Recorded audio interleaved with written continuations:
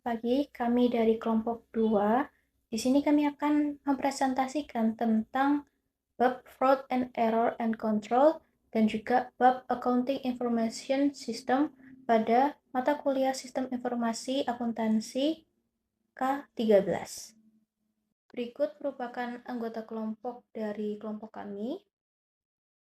Pada bab 8 yaitu ICE Trade, di mana ICE Trade atau ancaman terhadap sistem informasi akuntansi merupakan segala bentuk risiko atau kejadian yang dapat merusak, mengganggu, atau menyebabkan sistem informasi akuntansi tidak berjalan dengan baik, sehingga data proses atau laporan keuangan menjadi tidak akurat atau bisa jadi hilang. Nah, dalam ICE Trade ini terdapat 4 jenis ancaman yang memengaruhi dari sistem informasi akuntansi. Yang pertama, natural and political disaster, di mana ancaman ini berasal dari peristiwa alam atau konflik politik yang dapat merusak sistem informasi perusahaan. Contohnya, seperti gempa, terus perang, yang menyebabkan beberapa sistem ini dapat rusak akibat ancaman tersebut.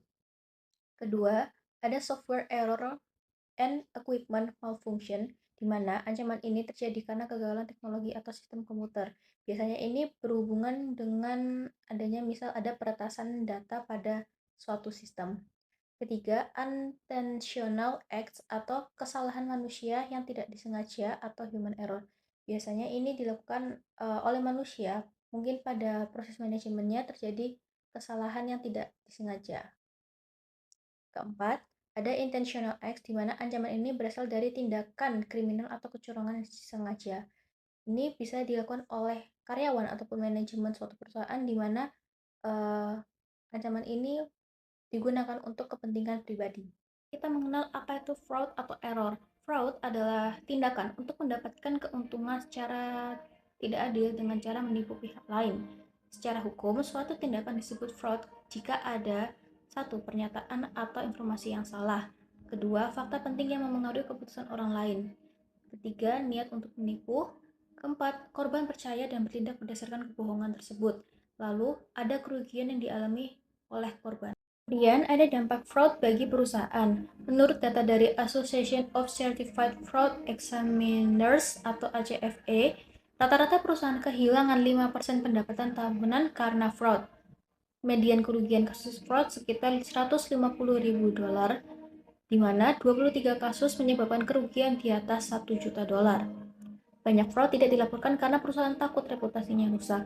Jadi, dari dampak fraud tersebut, tidak semua perusahaan melaporkan tindakan tersebut karena takut menjelekkan reputasi dan memengaruhi reputasi dari perusahaan tersebut, sehingga ada sebagian perusahaan yang menyembunyikan kesalahan sistem tersebut dari pihak eksternal atau pihak luar.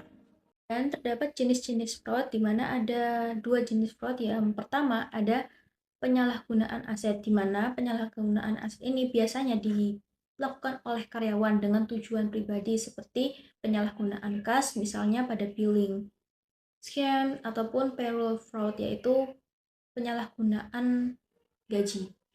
Kemudian ada non-cash misappropriation atau penyalahgunaan non-cash, di mana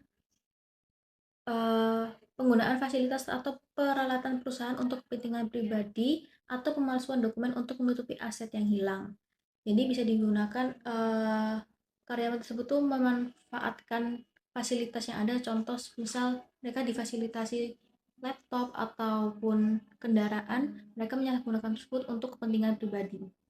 Kemudian ada fraudulent financial reporting atau kecurangan laporan keuangan, di mana kecurangan ini dilakukan oleh manajemen untuk manipulasi laporan demi mengelabui pihak investor atau pihak eksternal, serta menyembunyikan laporan perusahaan yang buruk. Sebenarnya siapa saja yang menggunakan fraud dan mengapa mereka menggunakannya?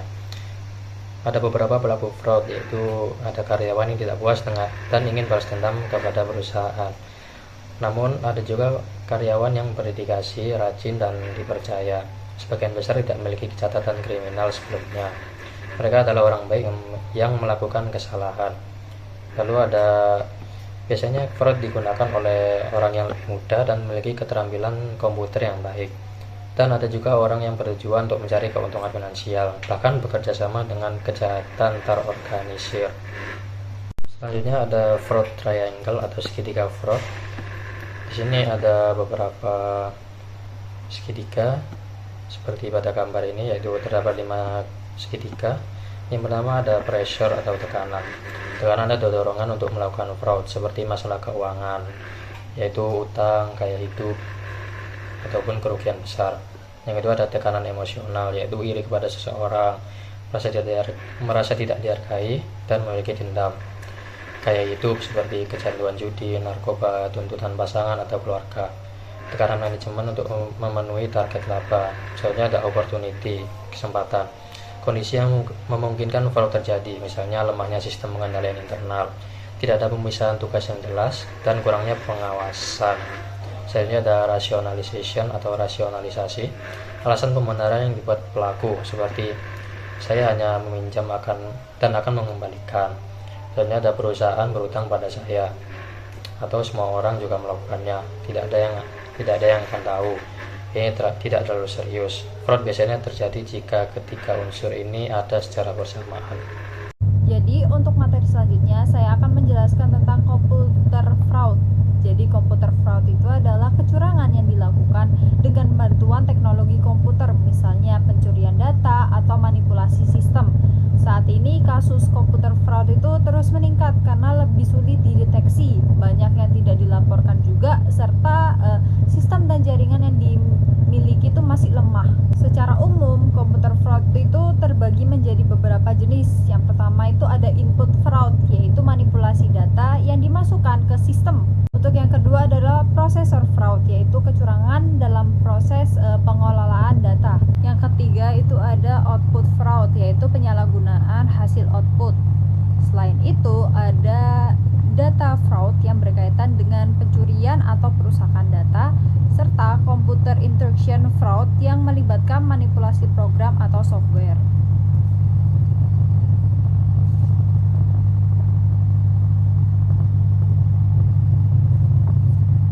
Untuk mencegah hal ini, perusahaan itu perlu menerapkan pengendalian internal yang baik, meningkatkan keamanan teknologi informasi, serta melakukan monitoring dan audit secara berkala agar kecurangan itu bisa dideteksi lebih cepat.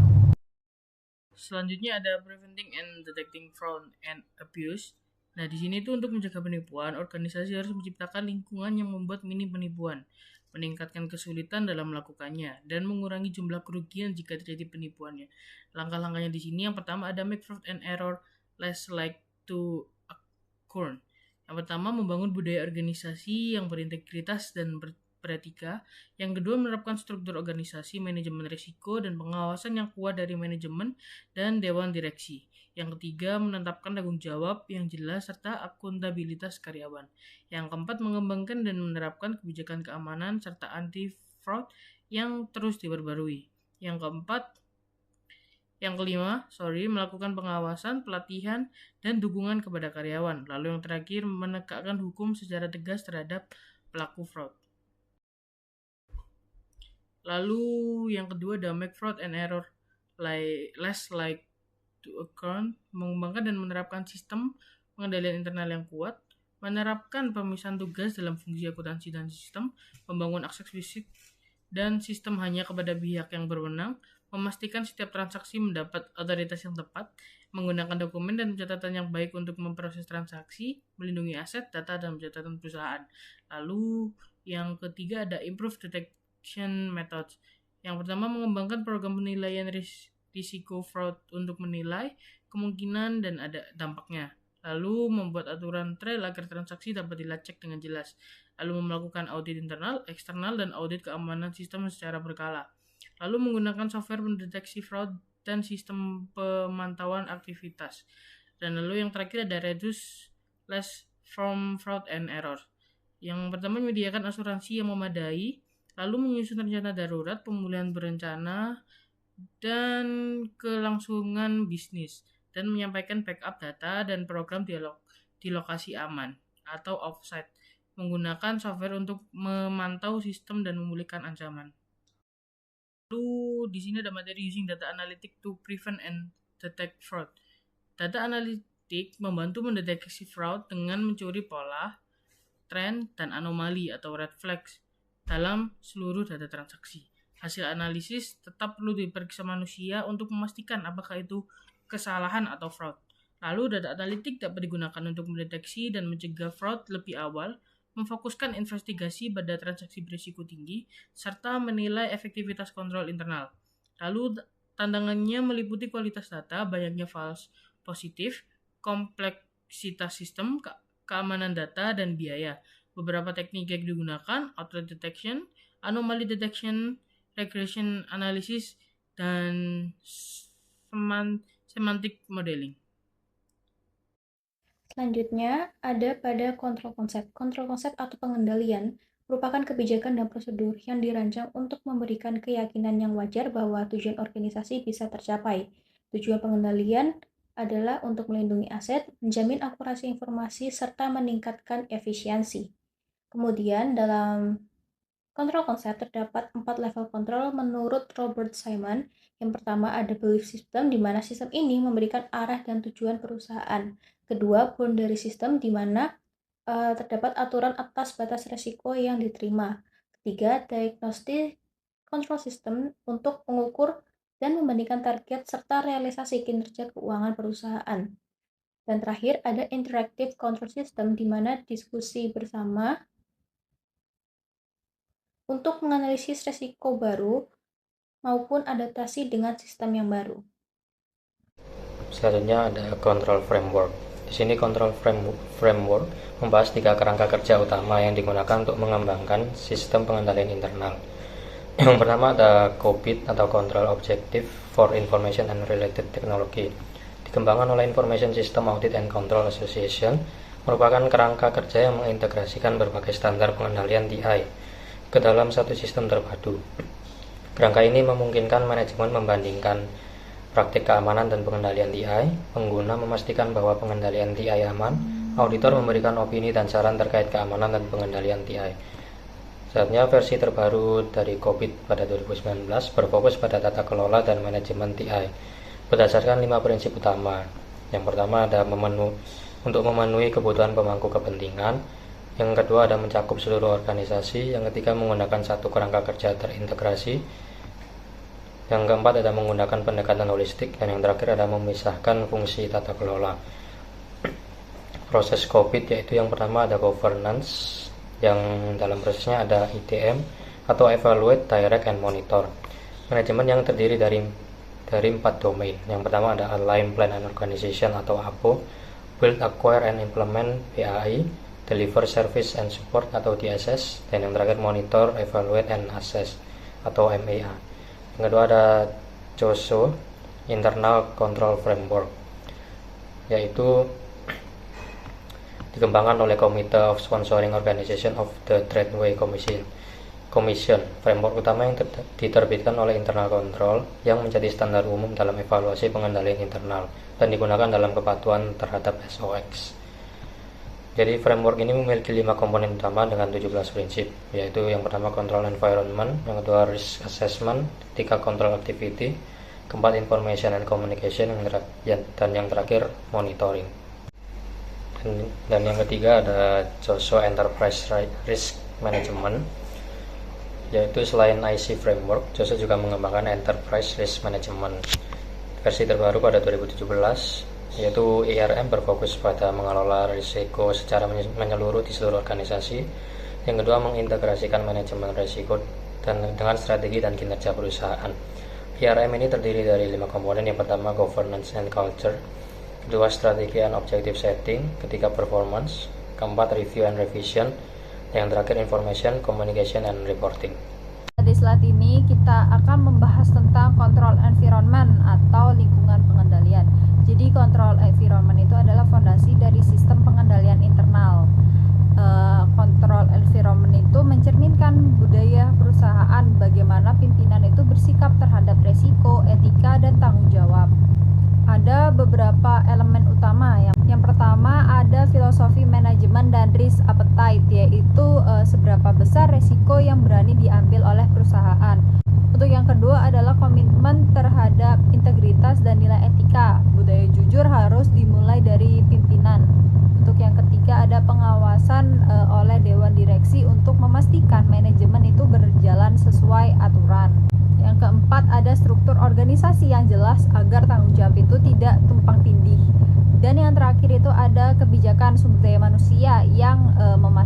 perusahaan itu memiliki karyawan yang kompeten dan berintegritas.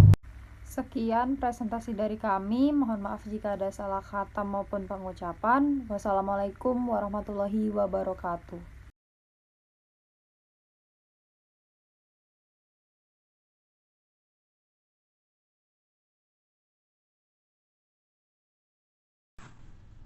Materi pertama ada Risk Assessment and Risk Response. Risk Assessment atau penilaian risiko adalah proses untuk mengidentifikasi dan menganalisis risiko yang bisa menghambat pencapaian tujuan perusahaan. Dalam sistem informasi akuntansi, risiko bisa muncul dari kesalahan input data atau human error, kecurangan atau fraud, kegagalan sistem atau teknologi, dan yang terakhir ada perubahan lingkungan bisnis atau regulasi. Proses risk assessment yang pertama adalah menentukan tujuan organisasi. Tanpa tujuan jelas, risiko tidak bisa diukur. Yang kedua ada mengidentifikasi risiko, apa saja yang bisa mengganggu tujuan. Yang ketiga ada menganalisis risiko, bisa dilihat dari kemungkinan terjadi dan dampak yang ditimbulkan. Kemudian yang terakhir ada menentukan prioritas risiko besar harus ditangani dulu. Risk respon atau respon terhadap risiko adalah setelah risiko dianalisis, perusahaan harus menentukan cara menanganinya. Yang pertama ada avoid atau menghindar, menghentikan aktivitas yang terlalu berisiko. Kemudian yang kedua ada reduce atau mengurangi, yang berarti menggunakan sistem kontrol untuk memperkecil risiko. Kemudian ada share atau membagi risiko, contoh asuransi atau outsourcing. Dan yang terakhir ada accept atau menerima jika risiko kecil dan biaya penanganannya lebih besar. Kontrol yang selanjutnya ada kontrol activities. Kontrol activities adalah kebijakan dan prosedur yang dibuat untuk memastikan bahwa tindakan yang diambil perusahaan sesuai dengan rencana dan mampu mengurangi risiko. Kontrol ini diterapkan di seluruh organisasi, baik manual maupun berbasis sistem. Jenis-jenis kontrol activities. Yang pertama ada preventive controls atau pencegahan, bertujuan mencegah masalah sebelum terjadi. Contohnya otorisasi transaksi, password dan akses sistem, dan pemisahan tugas. Yang kedua ada detective controls atau deteksi, bertujuan menemukan kesalahan atau kecurangan. Contohnya rekonsiliasi bank, audit internal, dan review laporan. Yang ketiga ada corrective control atau perbaikan, bertujuan memperbaiki kesalahan yang sudah terjadi. Contohnya backup data, perbaikan sistem, dan koreksi laporan. Selanjutnya ada communication and monitoring. Communication atau komunikasi informasi adalah bertujuan agar sistem kontrol berjalan efektif. Informasi harus akurat, relevan, dan tepat waktu. Komunikasi terjadi di internal antara divisi atau karyawan dan eksternal ke investor, regulator, dan lain-lain. Selanjutnya ada monitoring atau pemantauan. Monitoring adalah proses untuk memastikan bahwa sistem kontrol tetap berjalan dengan baik dan risiko tetap terkendali. Cara monitoring adalah evaluasi berkala, audit internal, dan pengawasan manajemen. Jika ditemukan masalah, harus segera diperbaiki dan sistem kontrol diperbarui. Tujuan monitoring adalah menjaga efektivitas sistem, menyesuaikan dengan perubahan, dan mencegah kegagalan sistem. Baik, di sini saya akan menjelaskan tentang three fundamental information security concept. Yang pertama ada security is a management issue, not just a technology issue. Nah, keamanan informasi tidak hanya bergantung pada teknologi seperti firewall, antivirus, atau enkripsi. Namun juga dukungan dan keterlibatan manajemen puncak. Program keamanan melibatkan banyak pihak IT, manajemen risiko, dan kepatuhan karyawan, ahli keamanan, dan audit internal. Peran manajemen puncak penting untuk memastikan antara bagian, mencegah konflik, dan meningkatkan efektivitas keamanan informasi. Langkah-langkah ada pada gambar di tengah. Saya akan menjelaskan satu persatu. Yang pertama adalah menilai risiko keamanan dan menentukan respon risiko. Reduce, accept, share, and avoid. Lalu yang kedua dilanjut dengan menyusun dan mengomunikasikan kebijakan keamanan serta memberikan pelatihan kepada karyawan. Lalu dilanjut dengan yang ketiga mengembangkan atau mengadakan teknologi keamanan yang diperlukan. Dan yang terakhir memantau dan mengevaluasi efektivitas keamanan secara berkala. Lalu yang kedua di sini ada people, the critical factor. Keamanan informasi sangat dipengaruhi oleh perilaku manusia. Karyawan dapat menjadi kelemahan terbesar atau justru aset paling penting dalam menjaga keamanan. Karena itu, manajemen perlu menciptakan budaya sadar keamanan, security conscious culture melalui contoh perilaku dari pimpinan, komunikasi kebijakan yang jelas, dan pelatih keamanan secara berkelanjutan. Jika manajer mematuhi kebijakan keamanan, karyawan juga lebih cenderung mengikuti aturan tersebut. Yang pertama, pentingnya budaya keamanan dan etika organisasi penting untuk keberhasilan keamanan informasi. Lalu, pelatihan kesadaran keamanan perlu diperlukan agar memahami praktik komputasi yang aman. Dan yang ketiga, karyawan perlu dilatih menghadapi serangan social engineering seperti phishing dan piggybacking. Lalu, manajemen puncak harus mendukung penerapan kebijakan keamanan organisasi. Lalu yang kelima dan yang terakhir, organisasi perlu melatih dan memperbarui pengetahuan profesional keamanan informasi. Baik yang ketiga dan yang terakhir, the time-based model on information security. Tujuan dari model keamanan informasi berbasis waktu adalah untuk menerapkan kombinasi pengendalian preventif, detektif, dan korektif. Guna melindungi aset informasi cukup lama agar organisasi dapat mendeteksi bahwa serangan sedang terjadi dan mengambil langkah-langkah tepat untuk mengamankan serangan sebelum informasi hilang atau terkompromi. Model keamanan informasi berbasis waktu dapat diungkapkan dalam rumus P lebih besar dari D ditambah R. Di sini P sendiri waktu yang dibutuhkan oleh penyerang untuk menembus berbagai kontrol yang melindungi aset informasi organisasi. D di sini waktu yang dibutuhkan oleh organisasi untuk mendeteksi bahwa serangan sedang berlangsung. Lalu untuk R, waktu yang dibutuhkan untuk merespon dan menghentikan serangan. Selanjutnya ada Protecting Information Resource. Di sini tentang proteksi informasi resource terbagi dalam kontrol fisik, di mana kontrol fisik ini berfungsi sebagai melindungi perangkat keras atau hardware dan lokasi fisik tersebut. Nah, contoh-contoh kontrol fisik yang dilindungi berupa kartu akses ruang server, CCTV, sistem pemadam kebakaran, dan juga pengamanan gedung. Selanjutnya ada kontrol IT atau kontrol secara digital. Di sini berfungsi untuk melindungi data-data pada sistem secara digital seperti password dan autentikasi 2 faktor.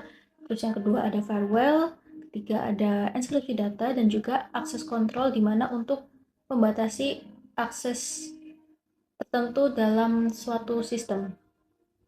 Saya akan menjelaskan pada slide ini yaitu mengenai mendeteksi serangan atau ancaman. Mendeteksi serangan secara tepat waktu sangat penting agar organisasi dapat mengambil tindakan sebelum kerusakan menjadi besar. Dalam model keamanan berbasis waktu, deteksi berkaitan dengan komponen D atau detection, yaitu waktu yang dibutuhkan organisasi untuk menyadari bahwa serangan sedang terjadi. Organisasi menggunakan beberapa teknik untuk mendeteksi serangan, antara lain yang pertama yaitu log analysis. Log analysis yaitu sistem informasi secara otomatis mencatat aktivitas pengguna dan sistem dalam bentuk log. Log ini dapat menunjukkan seperti pencobaan login yang gagal berulang kali dan akses tidak sah ke file atau sistem. Analisis log dapat dilakukan secara manual atau otomatis menggunakan perangkat lunak khusus. Nextnya ada Intrusion Detection System atau IDS. IDS adalah sistem yang memonitor lalu lintas jaringan dan aktivitas sistem untuk mendeteksi pola yang mencurigakan atau tidak normal. IDS dapat bekerja dengan 2 metode, yaitu yang pertama Signature Based Detection, membandingkan aktivitas dengan database pola serangan yang sudah dikenal. Yang kedua ada Anomaly Based Detection, membandingkan aktivitas dengan pola normal sistem untuk mendeteksi penyimpangan. Nextnya ada honeypots. Honeypots adalah sistem palsu yang dirancang untuk menarik penyerang. Jika ada aktivitas pada honeypots, hampir pasti itu adalah aktivitas berbahaya karena sistem tersebut tidak digunakan untuk operasi nyata. Dan yang terakhir ada continuous monitoring, yaitu organisasi harus terus memantau sistemnya untuk memastikan kontrol keamanan berfungsi dengan baik. Monitoring berkelanjutan memungkinkan deteksi lebih cepat terhadap perubahan konfigurasi yang tidak sah, malware baru, dan aktivitas yang mencurigakan. Untuk materi selanjutnya adalah monitor dan revise security solution. Jadi pada tahap ini tuh perusahaan tidak hanya membuat sistem keamanan, tetapi juga memastikan sistem tersebut itu tetap efektif dari waktu ke waktu. Ada 2 proses utama. Yang pertama adalah penetration testing. Jadi ini tuh adalah simulasi serangan yang dilakukan secara resmi untuk menemukan celah keamanan sebelum dimanfaatkan oleh pihak yang tidak bertanggung jawab.